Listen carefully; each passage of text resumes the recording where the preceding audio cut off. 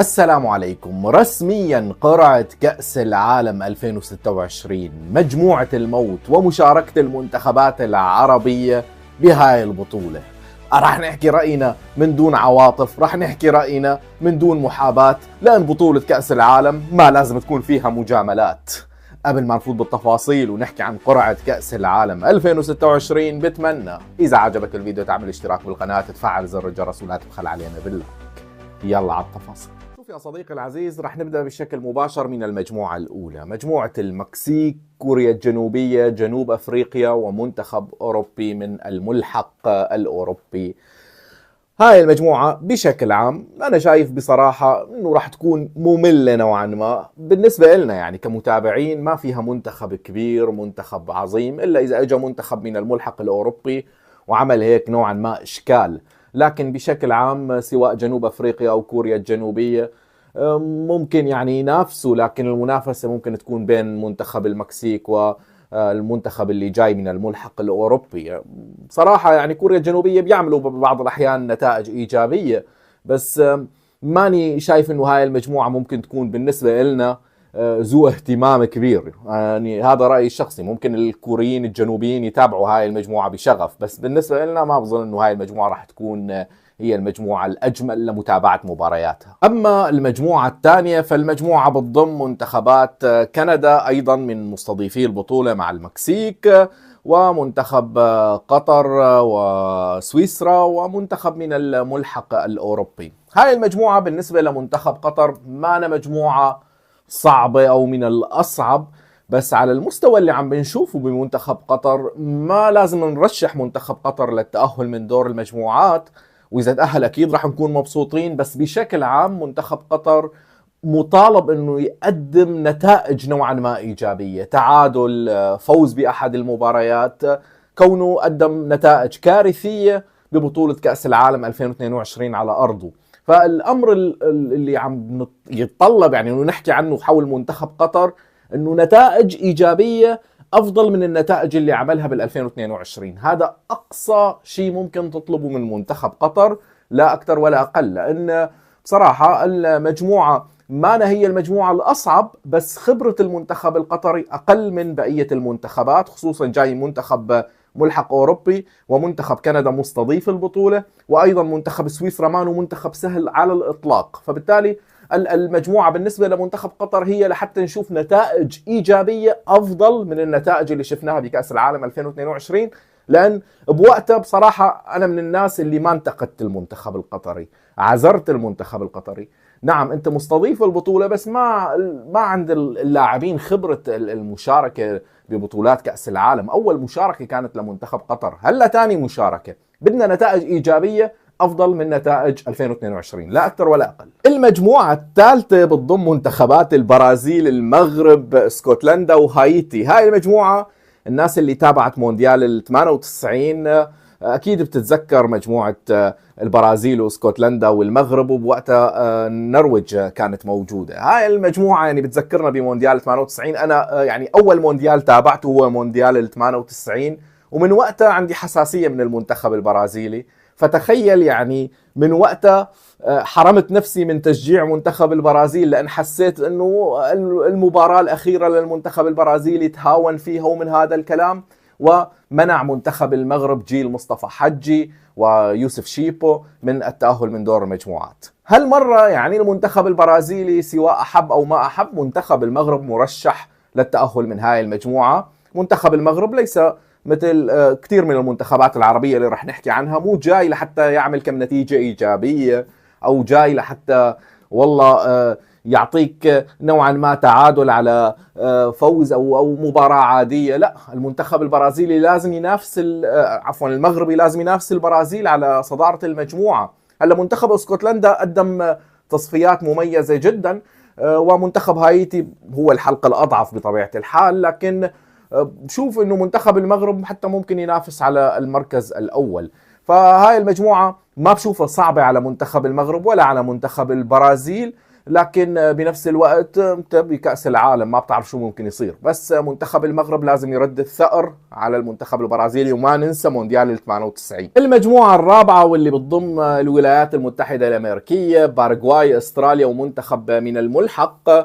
بصراحة هاي المجموعة كمان يعني هي مجموعة الناس اللي راح تتابعها هي فقط الولايات المتحدة الأمريكية واستراليا ودول يعني ما لها علاقة بكرة القدم بشكل عام، يعني بشكل كبير جدا. مجموعة ممكن يعني يحظى فيها المنتخب الأمريكي بميزة انه عم بيلعب على ارضه وجمهوره ولازم ما يزعلوا ترامب، فبالتالي يعني ممكن هيك يعني. لكن اكثر من هذا الشيء ما بينحكى عن هاي المجموعة. بالنسبة لي شخصيا ممكن اتجاوز عدد كبير من المباريات بعدد من المجموعات، لان عدد المجموعات كبير، عدد المباريات راح يكون كبير، وكمان يعني بصراحة راح نهتم بالجانب العربي اكثر من جانب هالمنتخبات اللي راح نشوف اكثر بالادوار بعد دور المجموعات، المنتخبات العريقة، المنتخبات اللي راح تتواجه مع بعض البعض. فبشوف انه هاي المجموعة جيدة للمنتخب الامريكي وممكن تكون جيدة لمنتخب من الملحق. المجموعة الخامسة مجموعة ألمانيا ومنتخب كوراساو، كرواسان ما بعرف شو اسم الدولة هاي يعني، وأيضا الإكوادور وساحل العاج الكوت ديفوار. هاي المجموعة ما فينا نقول سهلة للمنتخب الألماني، لأن بمونديال 2018 و2022 يعني قلنا المنتخب الألماني راح يواجه منتخبات يعني ما منتخبات ممكن تتجاوز المنتخب الألماني أو تتأهل على حساب منتخب ألمانيا، وبالنهاية تأهلوا على حساب منتخب ألمانيا. فالمنتخب الألماني مطالب بالتأهل على الأقل من دور المجموعات، يعني صار وضعية المنتخب الألماني أنه يتأهل من دور المجموعات لحتى يفوت بالمنافسة، لأن المنتخب الألماني بمجرد ما تأهل من دور مجموعات ممكن يوصل للدور نصف النهائي برياحة. هي صارت عقدة لدى المنتخب الألماني مسألة دور المجموعات بعد مونديالين، فممكن يفوتوا بأجواء مختلفة بشكل مختلف عن المونديال اللي دخلوه بال 2022، لأنه بصراحة دخلوه بشكل خاطئ تماما، دخلوا بأمور خارج الرياضة، فكانت العقلية والمخ الألماني غير شغال بمونديال 2022. ممكن يشتغل بال 2026، وإذا تأهلوا من دور مجموعات منتخب ألمانيا منتخب منافس على اللقب. يعني أنت لازم تأخذ هذا الشيء بعين الاعتبار، حبيت منتخب ألمانيا ولا ما حبيته، هذا المنتخب عريق، منتخب قوي وبيعرف من أين تؤكل الكتف. المجموعة السادسة مجموعة هولندا، اليابان، منتخب من الملحق الأوروبي، ومنتخب تونس. المجموعة صعبة على المنتخب التونسي، ما أنا مجموعة سهلة مشان نكون صريحين. يعني أنت عم تحكي عن منتخب هولندا، منتخب قوي وعامل تصفيات رائعة، ودائما ببطولات كأس العالم لما بيشارك المنتخب الهولندي قوي. المنتخب الهولندي بأي تشكيلة بيشارك ببطولة كأس العالم لما بيشارك، لأنه مو دائما بيشارك، لكن لما بيشارك بيكون قوي جدا. ومنتخب اليابان شايفين يعني بصراحة منتخب اليابان قوي قوي قوي قوي يعني، ومنتخب جاي من الملحق الأوروبي. فمجموعة منتخب تونس ما راح تكون سهلة إطلاقا. لكن مسألة مقارنة بطولة كأس العرب ببطولة كأس العالم والدخول بأن هاي النتائج مؤثرة، لا لا لا لا، ما لازم تكون مؤثرة إطلاقا على منتخب تونس. نحن لما بنعمل بعض السخرية من فوز منتخب سوريا على منتخب تونس، لأن نرجع بنحكيها منتخب تونس منتخب كبير كاسم، فبالتالي يعني هذا الأمر يتطلبه. يعني إذا ما عملنا هاي السخرية على مين بدنا نعمل؟ لأن منتخب كبير وانت بتفوز عليه حتى لو بالاحتياط بتفرح. بس بشكل عام منتخب تونس مجموعته ما سهلة إطلاقا. ممكن ما يكون من المرشحين، لكن لأول مرة ممكن الناس ما تستخدم مصطلح بأن منتخب تونس محظوظ. أنا ما بشوف أنه منتخب تونس محظوظ بهاي المجموعة، ما أنه محظوظ إطلاقا. أنت عم بتواجه هولندا واليابان ومنتخب جاي من الملحق الأوروبي، ف يعني منتخب تونس راح يكون بمجموعة صعبة. نتمنى يعني التوفيق للمنتخب التونسي بعمل نتائج ويتأهل من دور المجموعات، ليش لا؟ يعني بصراحة كان بمونديال 2022 قريب، فممكن يتأهل، ليش لا؟ أما المجموعة السابعة مجموعة بلجيكا، مصر، نيوزيلندا، وإيران. بصراحة منتخب مصر أنا بشوف أنه نوعا ما محظوظ بهاي المجموعة. ما راح أقول أنه منتخب مصر أفضل من منتخب إيران، يعني منتخب إيران بالتصنيف أفضل من منتخب مصر وممكن يفوز حتى على منتخب مصر، يعني مشان نكون صريحين. يعني في كثير من الناس بيزعلوا منا لما بنكون صريحين حول موضوع من قارة آسيا فيها منتخبات قوية جدا تصنيفها قوي، وهي منتخبات ما سهلة، لكن يتم الاستهزاء فيها. بس ببطولات كأس العالم بتشوفوا المستوى والنتائج، منتخبات يعني بصراحة قوية. المنتخب الإيراني ما منتخب سهل وتكتيكيا قوي جدا. حتى نيوزيلندا ممكن يعمل لك إزعاج، فالمنتخب المصري ما نو بمجموعة صعبة، ما نو بمجموعة غير قادر فيها على التأهل. منتخب مصر لازم يتأهل، يعني من هيك مجموعة. هلا منتخب تونس فينا نقول والله مجموعة فيها صعوبة، لكن منتخب مصر بإمكانه. حتى بلجيكا متراجع مستواها، يعني بلجيكا مو هي بلجيكا بال 2018 اطلاقا. فبالتالي في امل لدى المنتخب المصري، بيلعب بمجموعة متوازنة، بمجموعة جيدة. بس يعني اذا تأهل من دور مجموعات ما راح تكون مفاجأة بالنسبة لي، يعني اذا تأهل من هاي المجموعة ما راح تكون مفاجأة. لكن اذا ما تأهل هل راح تكون مفاجأة؟ بصراحة ما بظن. يعني أنا لا أعتقد أنه منتخب مصر إذا ما تأهل من هاي المجموعة راح تكون في مفاجأة، وإذا تأهل كمان معنا مفاجأة. بالنسبة لي المنتخب المصري منتخب مبهم إطلاقا، يعني ما فيك تحزر عليه شو ممكن يقدم، شو ممكن يعطي. ممكن يعطيك نتائج حلوة وممكن لا، فاحتمالية اللا إلى الآن هي أكبر من احتمالية النعم. لكن نبقى متفائلين إلى بطولة كأس العالم، ما بتعرف شو ممكن يصير، وتنعمل نتائج حلوة وراح نكون مبسوطين. بالنسبة للمجموعة الثامنة، مجموعة إسبانيا، الرأس الأخضر، المنتخب السعودي ومنتخب الأوروغواي. ما أنا مجموعة سهلة للمنتخب السعودي. دائما المنتخب السعودي بيواجه منتخب تصنيف أول أو ثاني، يعني بمونديال 2022 واجه منتخب الأرجنتين، وحاليا راح يواجه منتخب إسبانيا. منتخب إسبانيا حاليا هو أقوى منتخب بالعالم كنتائج وكمستوى وككل شيء. منتخب إسبانيا قوي جدا. لكن الرأس الأخضر ومنتخب الأوروغواي حتى ممكن تعمل قدامها نتائج، ممكن تعمل شيء قدام هالمنتخبات. لكن المشكلة الحقيقية بالمنتخب السعودي بأن بصراحة أحيانا بيفوز على منتخبات قوية وبيروح بيخسر مع منتخبات نوعا ما أقل من المنتخب القوي، مثل ما صار بكأس العالم بال 2022. فازوا على منتخب الأرجنتين، راحوا خسروا من بولندا والمكسيك. فبالتالي بصراحة المنتخب السعودي ما نو بمجموعة سهلة، لكن إمكانية تأهله من دور المجموعات واردة. بس بصراحة في مشكلة حقيقية بمنتخب السعودية، هي مشكلة الهجوم. كيف ممكن يسجلوا أهداف، كيف ممكن يقدموا مستوى هجومي. وأما المشكلة الدفاعية فممكن تنحل، ممكن تلعب نوعا ما بتقوقع دفاعي. لكن هي الفكرة السعودية ما فيها دفاع، فهي مشكلة. يعني مشكلة كمان، يعني انك انت المنتخب السعودي ما في لاعب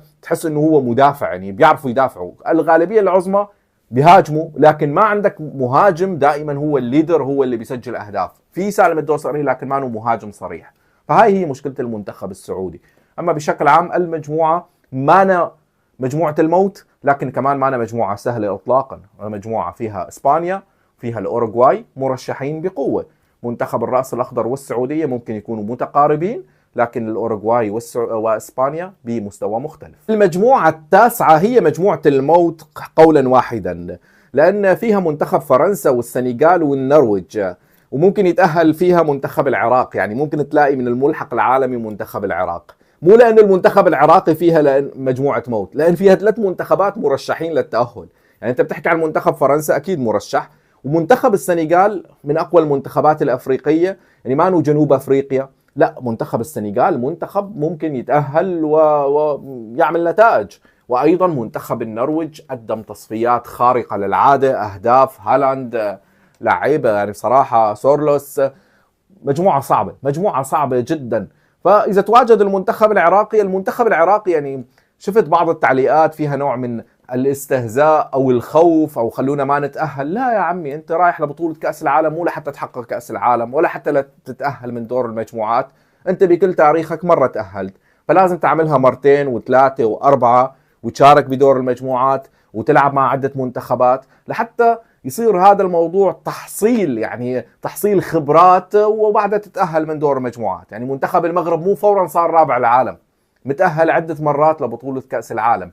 نفس الأمر منتخب الجزائر ومنتخب تونس عم بيتأهلوا بشكل دوري. فبالتالي إذا تأهلوا من دور مجموعات الأمر رح يكون منطقي أكثر. أما أنت كمنتخب العراق لازم توصل لكأس العالم، ولا تهتم بالمجموعة. إن شاء الله تكون مجموعة فيها فرنسا وإسبانيا والبرازيل أو أي منتخب. أنت جاي لحتى تلعب هاي المجموعة، تحصل خبرات باتحاد كرة القدم باللاعبين، يعني تفوت بأجواء الكرة العالمية. هذا كل ما في الأمر. فبالتالي يعني المجموعة مجموعة الموت، لكن أكيد إذا العراق راح للمجموعة لا يعني الموضوع لا يضر المنتخب العراقي، بالعكس يعني تلعب مع هيك منتخبات أمر جيد جدا. المجموعة العاشرة مجموعة الأرجنتين، الجزائر، النمسا والأردن. هاي المجموعة يعني أكيد ما أنا مجموعة سهلة للمنتخب الأردني ولا للمنتخب الجزائري. فيها منتخب الأرجنتين حامل اللقب، فيها ليونيل ميسي، فيها كل شيء صعب. منتخب النمسا منتخب كمان ما سهل إطلاقا اللي شافوا بالتصفيات. المنتخب الجزائري بطبيعة الحال عامل الخبرة، عامل الاحتراف، عامل كل شيء ممكن منتخب الجزائر يعمل كم نتيجة إيجابية. منتخب الجزائر عودنا بالمونديال يعمل نتائج حلوة، كل ما تأهل للمونديال في عنده مباراة مبارتين يعني رائعات. يعني أنت لازم تشوف مباراة مبارتين للمنتخب الجزائري وتستمتع بالروح وبالقتال وبالضرب وبكل شيء، بكل شيء، بالفنيات، بالمهارات. فبصراحة منتخب الجزائر يعني بالمقارنة مع منتخب الأردن كخبرة أعلى. منتخب الأردن أنت رايح لهاي البطولة نفس منتخب قطر، إذا عملت شيء نتائج إيجابية أمر ممتاز جدا، لكن منتخب الأردن مو مطلوب منه يتأهل من دور المجموعات. هذا الشيء اللي لازم نفهمه. يعني منتخب الأردن مو رايح لحتى ينافس على كأس العالم أو يتأهل من دور المجموعات. إذا تأهل صارت هاي المعجزة، والله كلنا راح نكون مبسوطين ونفرح ويا هلا بالنشامة. بس المسألة تتعلق بتكوين الخبرات، كيف ممكن نعمل هاي الخبرات، كيف ممكن نشتغل ونلعب قدام منتخب الأرجنتين وقدام هالمنتخبات ببطولة رسمية وليست مباراة ودية. المجموعة بشكل عام للمنتخب الأردني وللمنتخب الجزائري ما بتعرف شو ممكن يصير فيها. يعني انسى منتخب الأرجنتين، لنعتبر من منتخب الأرجنتين أخذ درس من المنتخب السعودي وما راح يخسر من المنتخبات العربية ويفوت بأجواء المباراة بشكل أو بأجواء المباريات بشكل جدي أكثر. بس منتخب النمسا أي منتخب ممكن يستغل هاي المباراة ويفوز عليها، وبعدها منتخب الجزائر والأردن إذا أي منتخب فاز يتأهل من دور المجموعات. فبالتالي يعني بصراحة هاي المجموعة فيها منتخبين عربيين ما راح يضروا بعض، يعني إلا إذا جابوا تعادل مثل ما صار بال 2006 بين تونس والسعودية. لعبوا المنتخبين جابوا تعادل، الاثنين تأزوا، راحت إسبانيا وأوكرانيا وتأهلوا من دور المجموعات. فبالتالي المنتخب الجزائري والأردني الأفضل أنه أحد المنتخبين يفوز على الثاني، وشوفوا منتخب النمسا شو ممكن تعملوا معه. فبالتالي بصراحة ما فيك تستبعد أي منتخب عربي يتأهل من هاي المجموعة. عامل الخبرة لصالح منتخب الجزائر، عامل انه انت جاي من دون ضغط، لازم ما ينضغط المنتخب الاردني بموضوع النتيجة، بموضوع لا ما لازم تضغطوا. يعني بصراحة المنتخب الاردني مو مطلوب منه الا انه يقدم اداء جيد، نتائج جيدة، اذا جاب تعادل، جاب فوز، جاب شيء هيك يعني والله امر جيد. اذا تأهل من دور مجموعات اعجاز، اذا ما تأهل امر عادي وتقبل بروح رياضية، ونفكر بالتأهل لكأس العالم يعني البعد القادمة، وبعدها ممكن نفوت بنفس وين النتائج. بعد كأس عالمين 3 نفوت بنفس وين التأهل من دور المجموعات. هذا كل ما في الأمر. الأمر بسيط جدا، كل منتخب لازم يوصل لمرحلة، هاي المرحلة بتخلينا نقول لازم يتأهل، هاي المرحلة بتخلينا نقول لازم يعمل نتائج، هاي المرحلة بتخلينا نقول لازم يشارك. بصراحة تعبت يا شباب وانا عم بحكي، انا ماني متعود على هذا الكلام اللي كبير كتير يعني. فالمجموعة ال 11 ال 12 مجموعات بشوفها انه سهلة لمنتخب البرتغال، لمنتخب انجلترا، منتخب كرواتيا، يعني مجموعة ما فيها منتخبات عربية، فما راح نحكي كثير عن هاي